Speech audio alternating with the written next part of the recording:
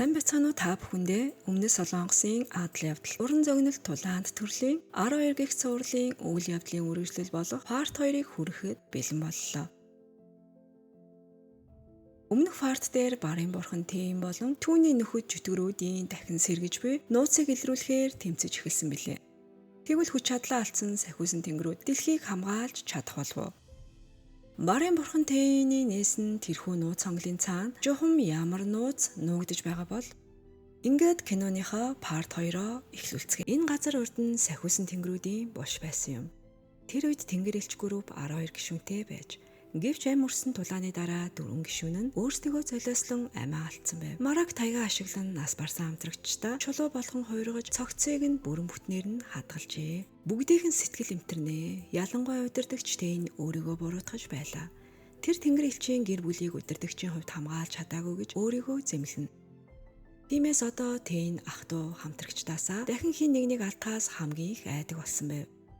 Гэтэл гэнэт Мараг түүн дээр ирээд чөтгөрийг сэрээсээ хүн самын гэдгийг хэлнэ. Сахиусан тэнгэрүүд энэ ертөнцид оршдог цорын ганц шалтгаан нь хүн төрлөختнийг хамгаалах үүргээ биелүүлэх явдал байлаа. Мараг хичнээн ятгсан ч Тэйн зөрүүдлэн сонсохгүй байв. Тэр хүн төрлөختнийг аврахгүй. Хүний хүсэж байгаа зүйл бол зөвхөн тэнгэрэлч группийнхнийг л аюулгүй байлгах. Ингэж хэлээ Тэйн их хэмжээний мөнгө авч явган замын жижиг лангуу ажилуулдаг хөвшин хоос дээр очиж тэдний лангууг буцаан худалдаж авна.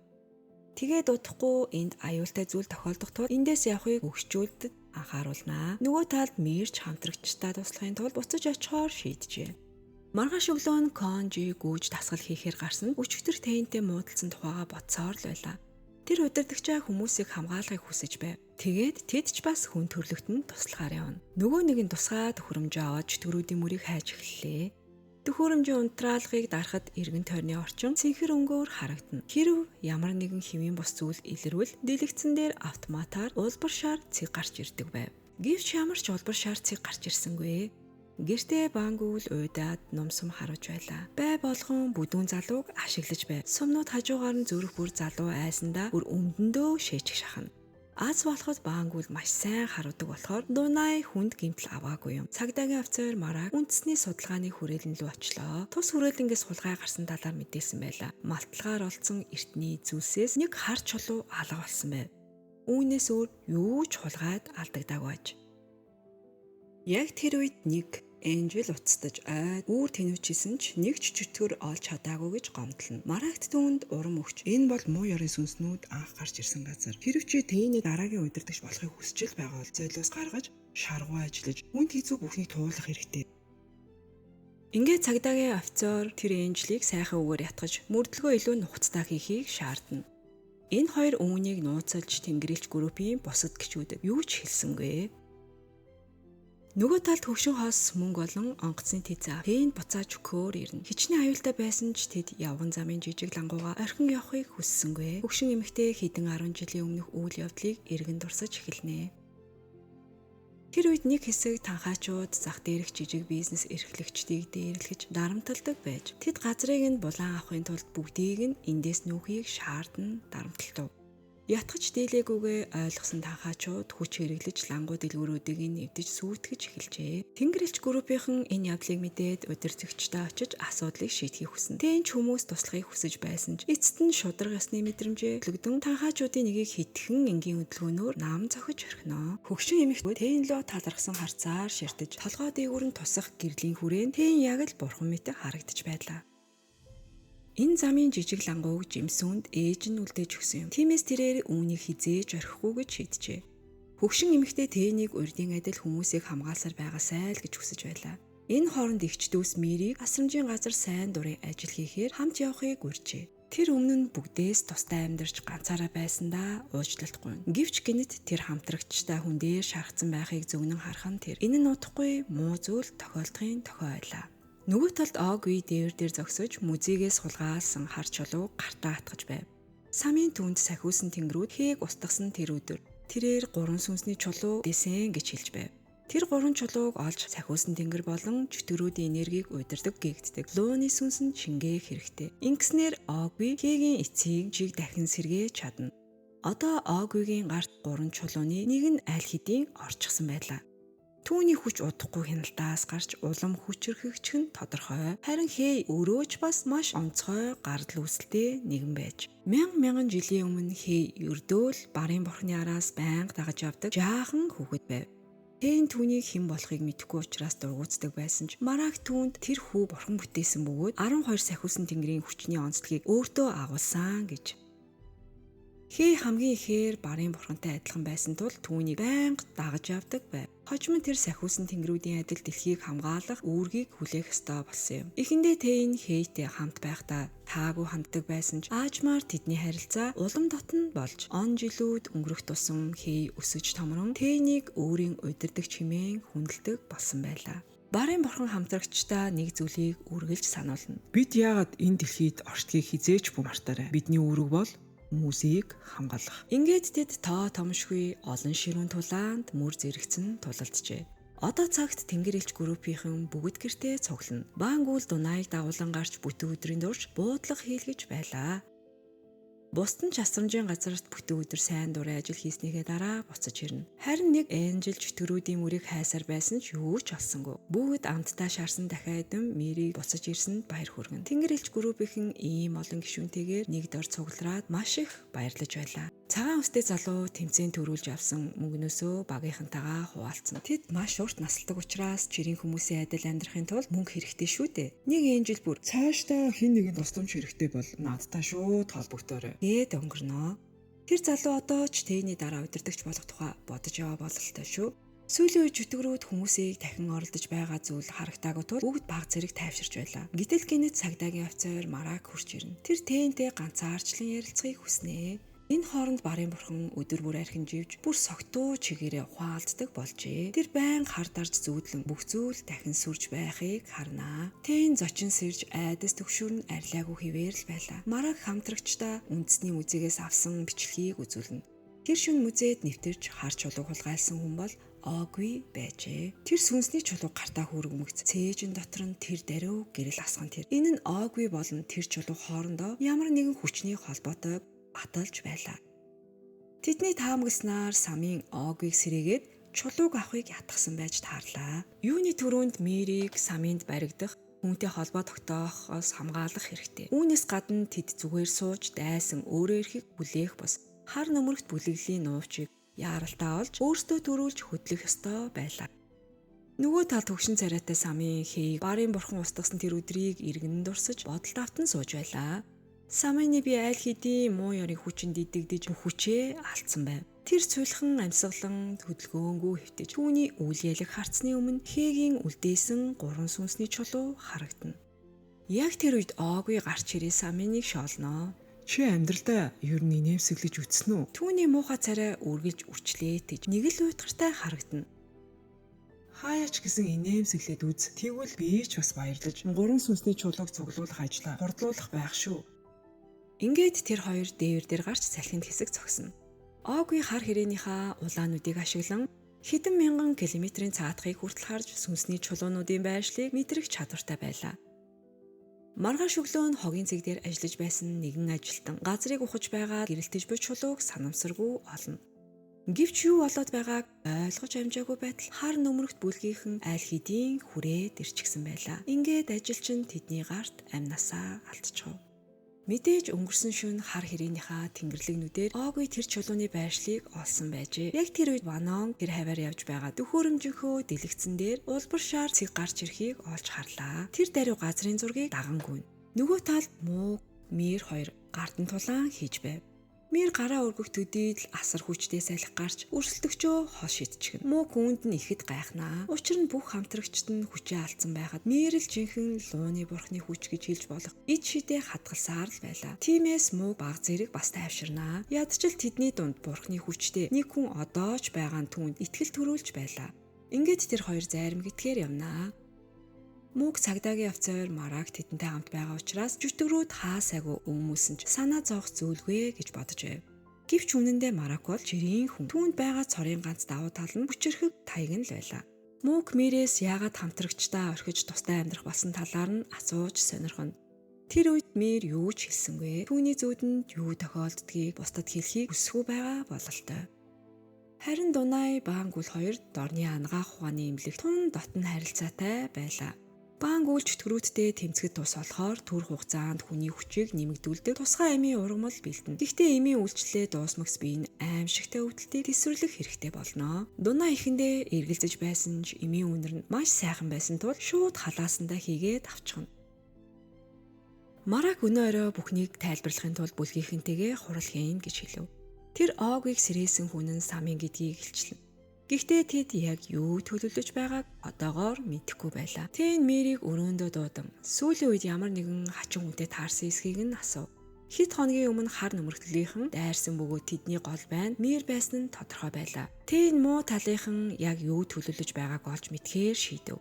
Харин Мэрийн аюулгүй байдлыг хангахын тулд одоохондоо бүгдийнхээ хамт гэртээ байхыг сануулв. Тэр чимээг үхэн жичэрч олон жил өөрийг нь зовоож ирсэн нөгөө зүүдээ дахин сананаа. Тэр зүүдэндээ нэгэн агуу руу орж нүүр царайгүй нэгэн эртээ таардаг байв. Тэр агуун дотор аимшигтай уур амьсгал цацруулж харин тэнгэр элч группийнхэн хүнд шархацсан байлаа. Үүнээс болоод Мэр нэг л өдөр өөрөөс нь болж найзууд нь аюулд орох үедээ гэж санаа зовж байв. Энэ хооронд нэг анжил чөтгөрүүдийн нуувчийг олохоор тэнүүлчихсээр байлаа. Бүтэн өдөржин хайсны эц тэр хар нөмөрт бүлэглийнхний хөдөлгөөнийг олж хараад нууцаар араас нь дагна. Тэд нэгэн хонгил руу ормогц нүд ирэмхийн зур алга болцоход байв.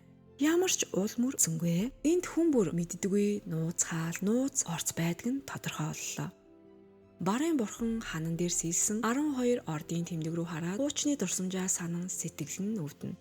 Тэр үед Мэр удирдаг чаасаа чөтгөрийг битгий алаач хэмээн аяархан гуйж байжээ. Гэвч эцэст нь үзэн ядалт болон хүн төрлөختнийг хамгаалах хүсэлтэд хөтлөгдөн Тэн өөрийн гараар түүнийг устгасан юм. Тэр дурсамжиндаа автан зогсож байх зуур манан гүүж ирж олж мэдсэн зүйлээ дуулгана. Самын болон хар хэрээний нуувчийг олчихлоо. Одоо оройтгоос өмнө яаж харуу арга хэмжээ авах вэ гэдгээ төлөвлөх хэрэгтэй. Нөгөө талд нуувчиндаа хоёр муу талынхан ялалтаа тэмдэглэж байлаа. Тэд хоёр сүнсний чулууг хэдийн олсон байв. Одоо үлдсэн ганц чулуу болон Мэрийн доторх лууны сүнсэл хэрэгтэй. Энэ хоёрыг нэгтгэж чадвал Хейгийн эцсийн хүч бүхэлдээ Огийг шилжинэ. Гэвч хар хэрээ санаа зовж байлаа. Учир нь тэдний өмнө хамгийн том саад болох Барын бурхан Тэн байсан юм. Тэр үргэлж Мэрийн дэргэд байдаг тул түүнийг улаан авах амаргүй байв. Харин Самын нэг зүйлийг илчлэн тамийн хаалгыг лаццснаас хойш Тэнгэрэлч группийнхэн бүх хүчээ алдсан. Түүнээс гадна Барын бурхан гаднаа гүйтэн мэт боловч түүнд ч бас сул тал бий. Маргааш өглөө нь хоёр сахиусан тэнгэр хамтрагчтай хилэлгүйгээр чөтгөрүүдийг хайхаар нууцаар хөдлөнө. Тэн тэднийг өөрсдөө аюулд оруулах вэ гэж санаа зовн. Марагт араас нь сайтар дагаж явахыг тушаав. Гэвч Барын бурхан өөрийн сул талыг дайснууд нь аль хэдийн мэдчихсэн гэдгийг онж анзаарсангүй. Тэд хөгшин хос болох жимсүүн болон түүний нөхрийг онилжээ. Хар нөмөрөгт бүлэглэлийнх нь нүрээ халгалсан бөгөөд нүд нь хар өнгөтэй болж үнэхээр аимшигтай харагдана. Тэр мөчөд гэрэлтэж буй чулуу муу ёрын сүнснүүд дахин хөдөлж эхэлсний дохиог өгнө. Бүлгийнхэн яаралтай уцтаж замын жижиг дэлгүүрт очиж тусламж үзүүлэх хэрэгтэй болсныг мэдэгдэв. Барын бурхан хар хаалтанд тун ойртчихсан байсан ч тэдэнд туслахаар машинаа буцаан эргүүлв. Гэвч энэ бүхэн хар нөмөрөгт бүлэглэлийнхний урьдчилан бэлдсэн цаль байлаа. Тэд сахиусан тэнгэрийг зориуд өрхөнд оруулахын тулд хөгшин хосыг өгөөш болгон ашиглажээ. Хөөхий хөгшин хосыг бүлэглийнх нь зоодож байлаа. Өвгөн эхнэрээ аврахаар зоригтой дайрч орсон ч тэдний хүчийг огтхонж дийлсэнгүй. Бүлэглийнх нь түүнийг хэлбархан цохиж унахад өвгөн хөдөлгөөнгөө хэвтэж хоцорлоо. Жимсүүн энэ боломжийг ашиглан галт тэрэгний буудлын руу гүйж цагдаа дуутахаар шийдэн. Тэр замдаа чөтгөрүүд байна. Чөтгөрөөд хэмээн хашгирсан ч хинч түүнд итгэсэнгүй. Бүгд түүнийг утгагүй зүйл ярьж байна гэж бодож байлаа. Хар нөмөрт бүлэглийнхэн олзоо алдахгүй тулд араас нь тасралтгүй хөөж байлаа. Жимсүүн амт тэмцэнгүүсээр эцэст нь угаалгын өрөөнд орж хаалгаа төвчнө. Тэр бурхнаас энэ аюулаас амьд гарахыг нь туслаач гэж залбирч байлаа. Тэрээр байшлаа мэдэгдэчихвээ гэж айж өчүүхэн чимээ гарахаас хүртэл болгоомжлон гарын салганаж байсан ч цагдаа уцтахаар дугаарыг нь хийн. Энэ үед Тэн ирж хөвшнийг аврахаар очино. Жимсүүн галт тэрэгний буудлын руу явсныг мэдмэгцээ түүнийг аврахаар тэр шууд хөдлөөд олноо. Тэр Маракт Жимсүүнийг аваад яв. Би эндээ үлдэж тулалдана гэд хэлчихв.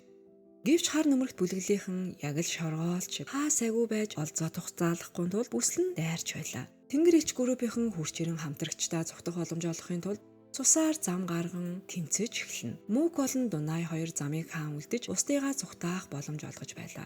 Гэвч удалгүй тэд ялагдана. Дайснууд хитрхи олон байсан бөгөөд тэд бүх хүчээ алдсан тул жүтгэрүүдийг эсэргүүцэх ямар ч боломжгүй хэвээр байлаа. Тэдний нэг нь энд үлдсэн дайснуудыг тогтоон барьж бусд нь жимсүн болон хамт яваа хүмүүсийг үргэлжлүүлэн хөөхөөр хөдлөнө.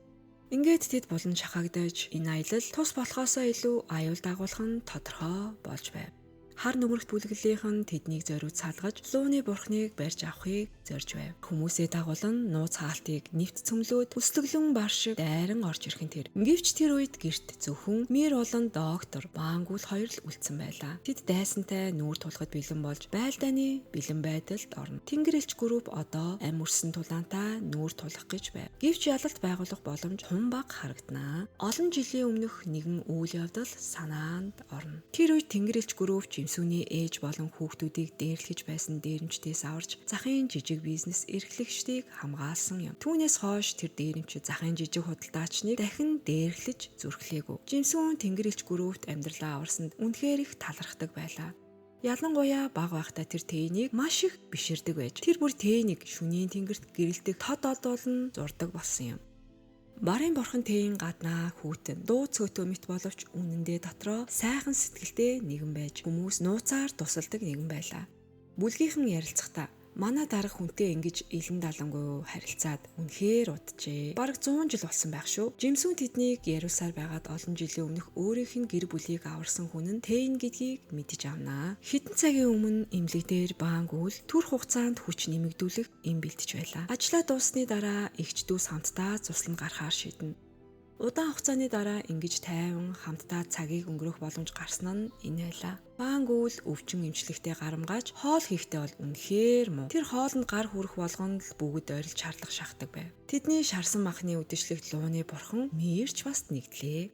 Баангүл түүнд хүч нэмэгдүүлэх юм үг гэж оролцсон ч Мир татгалзаад үүнийг дунаад өгчхөө гэд хэлнэ. Хамтрагчдаа ингэж хөвжүүлдэж аз жаргалтай байхыг хараад Мирийн сэтгэл нэг л төгшөртэй байлаа. Түүний зүүд нь бүгд хүн шархацсан, өөрийгөө золиослсон дэмцэж байгаа дүр зураг байнга үзэгддэг. Гэвч Мир энэ тухай хүндэж хэлж зүрхэлдэггүй. Тэр зөвхөн нэг л зүйлээс айж байлаа. Тэр зүү зээ нэгэн цагт бодит болох үедээ гэхээс. Харин одоо бодит байдал дээр тэнгэр элч групп муу талынхан шахагдан хүнд байдалд оржээ.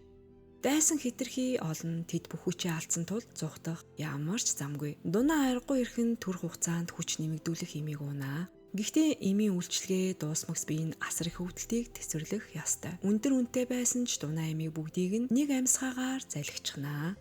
Удалгүй түүний нүүр улаан лой шиг улааж эхлэв. Бүр биеэс нь утаас авсаж байгаа мэт харагдаж тэр шуурга шиг дайран орж муу талынхныг нам цохиж эхлэх нь тэр. Нөгөө талд Маракол нь түүний хамтрагчдын нөхцөл байдал ч мөн адил аюултай байлаа.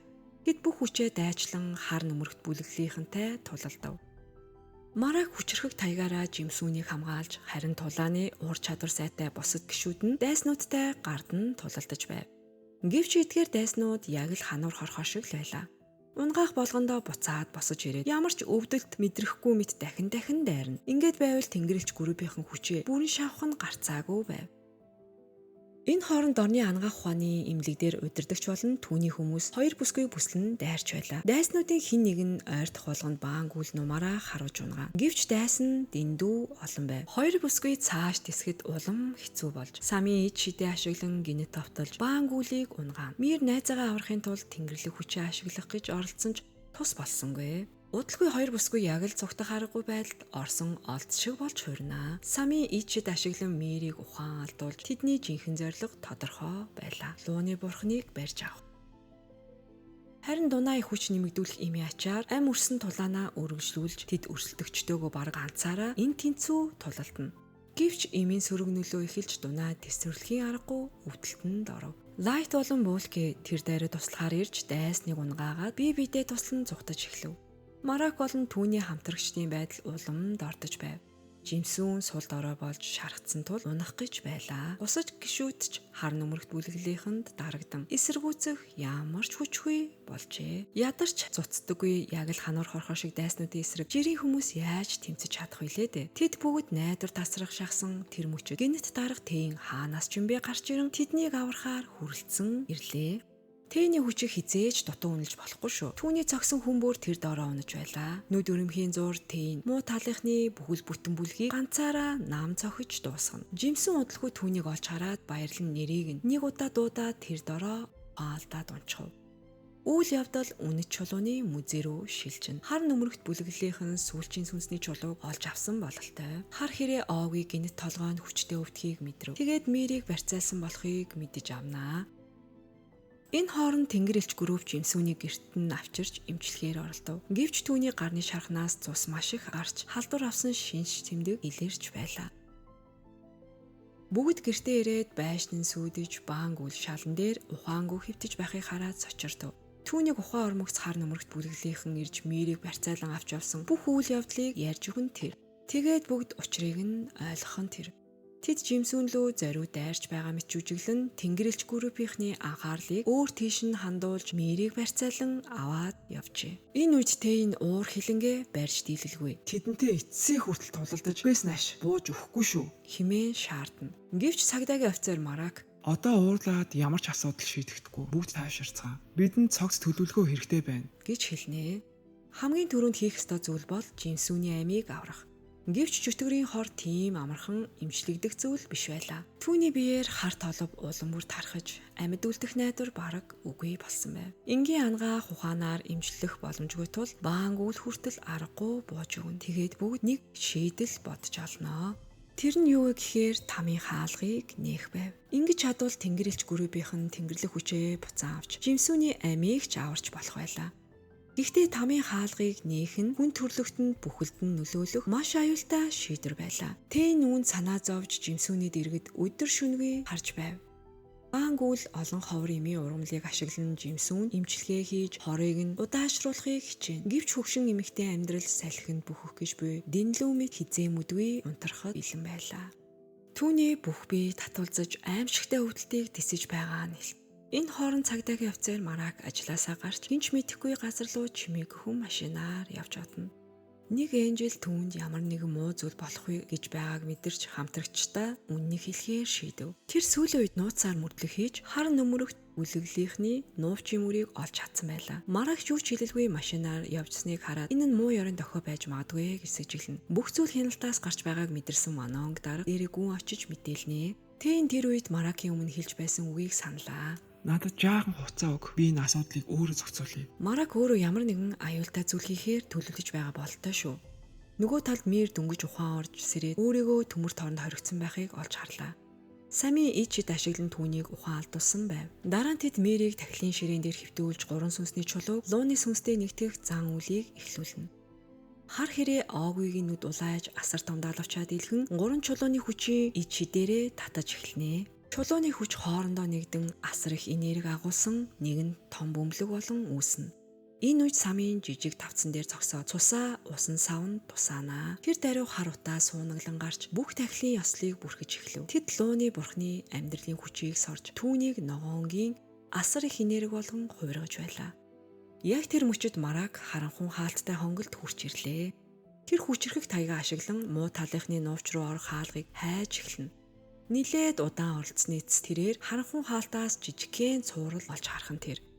Тэр хоёр гараа хананд хүргэж дотоод хүчээ төвлөрүүлэн эцэст нь харанхуй хаалгыг нээж чадна. Нөгөө талд Оги зан үл амжилттай болсонд баярлан хөөрж одоо түүнд өмнө нь байгаа тэр хүчийг залхихад л хангалттай байв.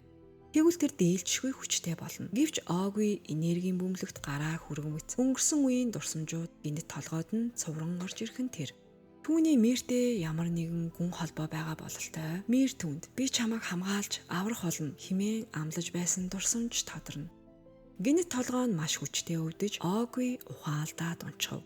Үүнийг харсан удирдагч Сами юу болоод байгааг ойлгохгүй уурлаж яг тэр үед Марак хүрч ирэн зан үлийг дасалтуулж Мэрийг аврахаар дайрав. Самины царай тэр дорой хуурж тэр сүнсний чулууг шүүрэн авч доторх хүчийг нь өөртөө сорж эхлэв. Тэр олон жилийн хөдөлмөрөө талаар өнгөрөхийг хүссэнгүй.